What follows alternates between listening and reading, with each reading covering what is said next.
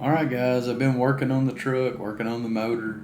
I've tried to capture a lot. I'm sure I missed a lot.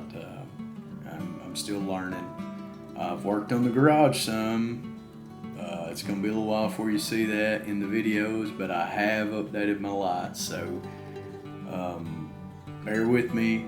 Some of the footage that I've got still has the old crappy lights. Some of them I've installed some LEDs, so the lighting in my garage will be better. We'll see what the Lord says and what He has me doing on how long I get to stay here.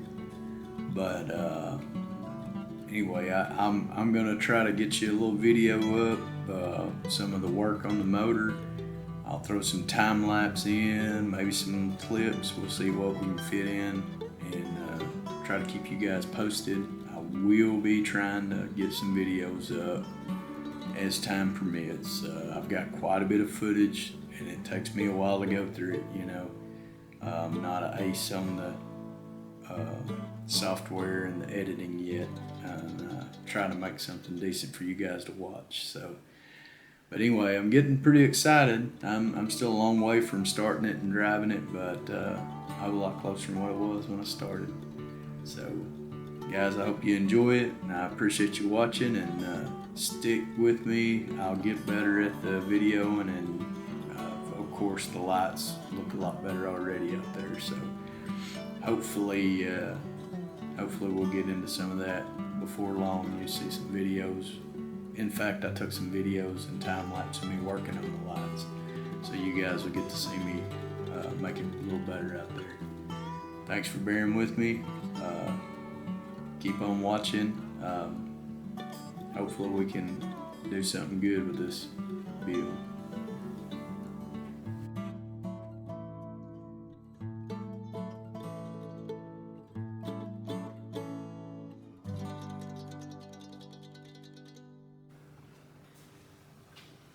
Alright guys, I said I was going to show you about my balancer. It is, I'm pulling this apart to paint and stuff. I'm going to pull the balancer off. I'm going to do part of it right now.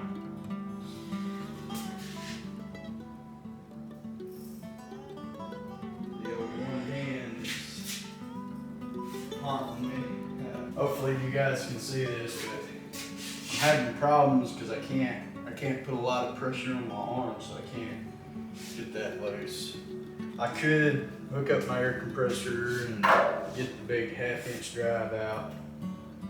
A little 3/8 Milwaukee won't do it. But impact, right? So I'm gonna use a 5/8 and a dead blow. I'm not telling you guys to do this, I'm just saying that's what I'm gonna do in my current state.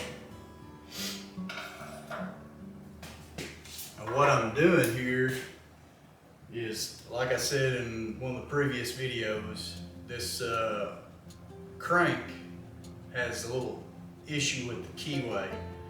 I've got it located on the back side of this new balancer on the timing gear key. So I've got a good reference. I know it's all lined up. I seated it. So what I'll do, I'll depth mic these two surfaces so that I can machine me a little relief. Across from each other, I need basically a 1/2 of a hole. So I'll run a end mill down in, give me a flat at the depth of the crankshaft, so that I can put it back together and put Dutchmans in.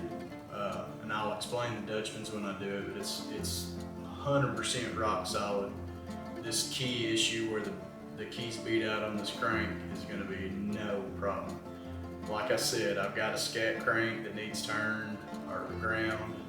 I could do all that and install it, but I would rather save it for the next go around, because I can fix this. This is all good. It was running real good. The only problem was the balancer comes loose every once in a while because that key's kind of messed up, so I'm just gonna fix that and run. Now I will have to replace the balancer on the next go around, but I probably would anyway. So that's what I'm doing now.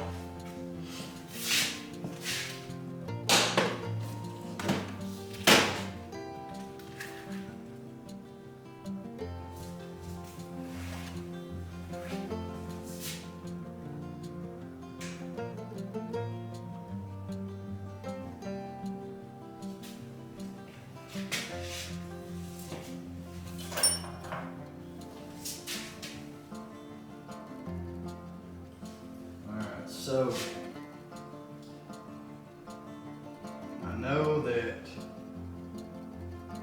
the end of my crank is the depth that I need to cut. The only way to do it was to set it up. What I'm doing right now, I'm checking my depth map to see. It's a little off. I've had this at work. This depth mic is really old. I've had it for years, but it has interchangeable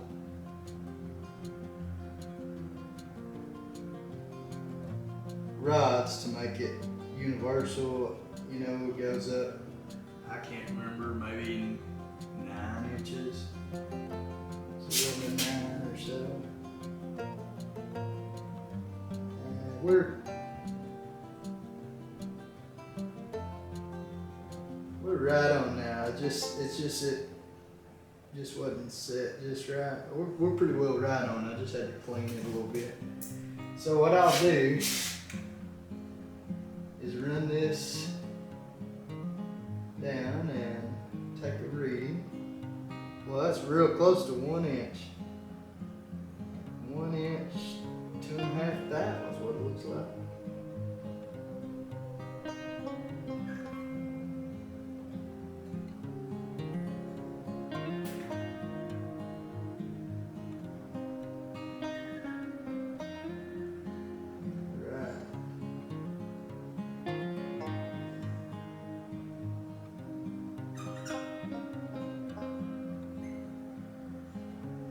Must have been a little piece of something.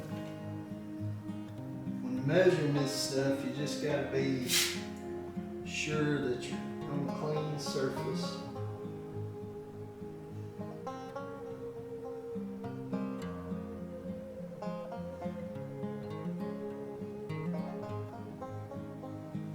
Alright, I'm gonna go 1 inch 4 thou deep with my relief.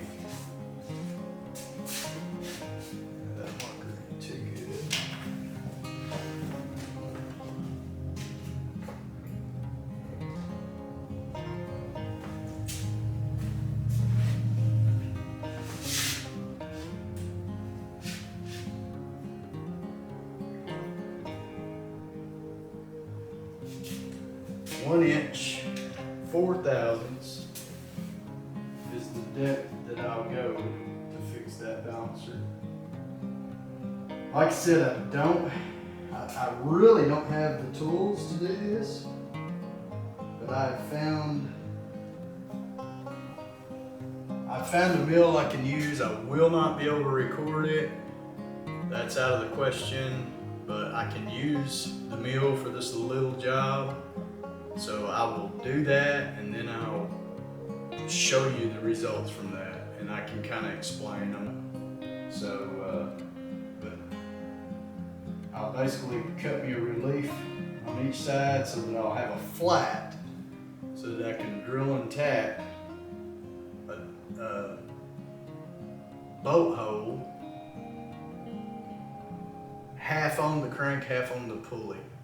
So I'll drill and tap that, screw a set screw in, Loctite it in, and the only way that that balancer could move, rotate on that shaft, is that to literally roll that set screw past the threads, and it can't do it. it will not do it. I mean, it's called a Dutchman. It's a real old technology, if you will. It's very strong. I've fixed a lot of troublesome shafts over the years with Dutchmans. They work 100%. Thought I'll go ahead and record me pulling the balancer. Guys, just always when you're doing this, when you're gonna pull something with a puller, make sure you got the right stuff. The last thing you want to do is run that puller in there without the right thread saver on it and destroy the threads in your crank. I've had this puller for years. I'm an old guy. I've had stuff. I've had most of my stuff for a long time. Something else to remember on your pullers is I just happen to have some engine builder lube here, so I'm gonna use it. But lube your threads. That way you won't gall your puller. So the point is, when you put this puller in a bind and you're pulling on them threads really hard, you need a little lube to keep them in good shape. Yeah, it's just a little bit.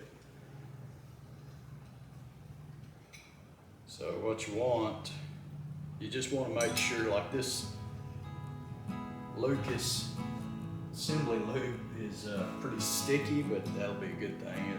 It'll keep it really lube. It's just like, your torque bolts, you want the right torque. It's a little different in the fact that the reason why I tell you to lube your puller threads is so that as you put so much pressure on those threads, they won't gall and start pulling metal. It's sort of like friction welding happens, and then you ruin everything. I happen to have a really good insert that will catch the chamfer on the end of that crank. If you don't, like if you you can loan a tool from AutoZone or whatever. That's a great deal. AutoZone, O'Reilly's, Advanced, I think they all do it now. If you do that, if it doesn't come with the right end that you know you're not going to hurt your threads, use a socket, go buy a stack of washers, do something to protect your crank. Just got to find the right bolts for this. Of course, these threads you're not pulling with, you need to worry about those. I mean, you are pulling, but you're not de-gauging on them, taking a chance on tearing anything up. You do want to make sure that you engage them really well and basically screw them in good ways so that you don't damage the threads on the pulley or the bolts. And I know a lot of you guys probably know all this that I'm telling, but you never know. Some people may be watching this that have never done this before, so I'd rather give too much information than not enough. Because you can sure mess some stuff up.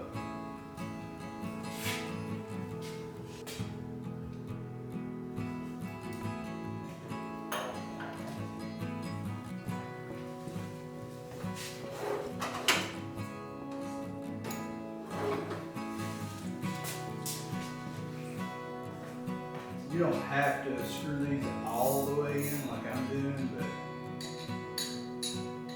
it's stronger that way, and that way I know 100% that I'm pulling straight. That's another thing.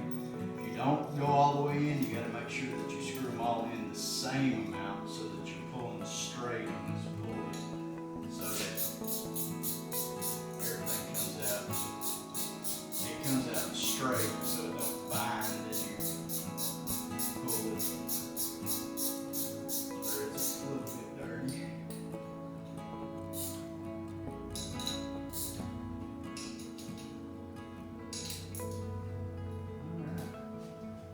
let's just see if this old Milwaukee little drill driver has enough pump for this. If not, we'll do something different.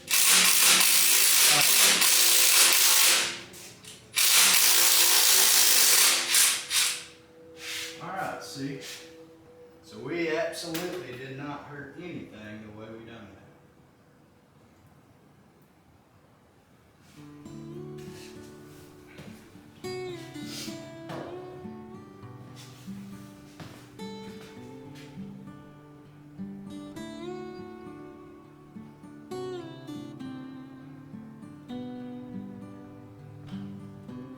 Also, I've got one set of my roller lifters in there where I was, kind of measuring for my push rods. I'm gonna pull them out right now so that I can do what I need to do. I'll put them back in, and when I'll set up when I go back together with it and show you guys how I measure the push rods to make sure that my roller rockers hit the center of my valve. That's pretty important. So anyway, I'm gonna get back to what I'm doing. Go ahead and get it cleaned up, get some paint on it, and then I'll splice in the rest of that balancer fix when I do it.